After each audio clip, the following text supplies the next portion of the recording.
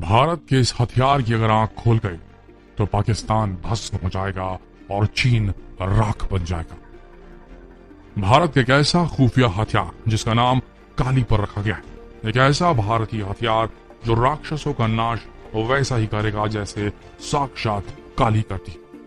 काली मां का नाम सुनते ही बड़े से बड़े राक्षस जिस तरीके से कांपते, ठीक उसी तरह से चीन और पाकिस्तान भी इस भारतीय हथियार का नाम सुनते ही उल्टे पांव भाग खड़े होते।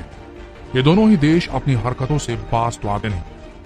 एक तरफ एलओसी में पाकिस्तान हमेशा सीज फायर तोड़ता है तो दूसरी तरफ एलएसी पर चीन भारत में घुसपैठ करने की नाकाम कोशिश करना चाहता है।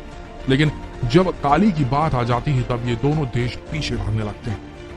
आखिर क्या है इस वेपन में जिसकी वजह से चीन और पाकिस्तान ही नहीं बल्कि दुनिया का हर देश इस भारतीय हथियार से खौफ खाता है? आइए इस वीडियो में जानते हैं। दोस्तों, आपको एक बात बता दें, ये काली का अर्थ है किलो एम्पियर लीनियर इंजेक्टर।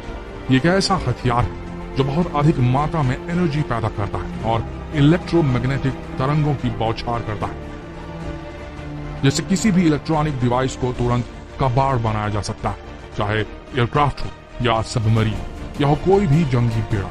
ये हथियार इतना पावरफुल है कि इन सब को मिनटों में नस्त नाबूद कर सकता है। और आपको बता दें, ये भारत का अब तक का सबसे सीक्रेट हथियार है जिसे अभी अभी भारत ने पूरी तरीके से बनने के बाद जगजाहिर रूप से इसका ऐलान किया है कि भारत अब किलो एम्पियर लीनियर इंजेक्टर नामक एक बेहतरीन हथियार से लैस है।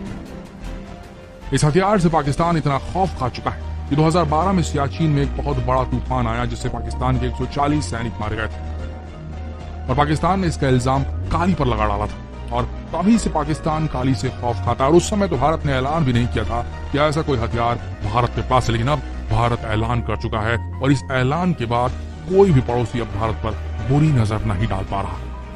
इस हथियार को बनाने के लिए काफी लंबे समय से इस पर काम किया जा रहा था। आपको जान के आश्चर्य होगा कि कितना बड़ा भारतीय महत्वाकांक्षी प्रोजेक्ट है। काली के निर्माण की योजना साल 1985 में Bhabha atomic research centre park के डायरेक्टर डॉक्टर आर चिदम्बरम ने इसकी योजना बनाई थी, लेकिन इस पर काम 1989 में जाकर शुरू हुआ।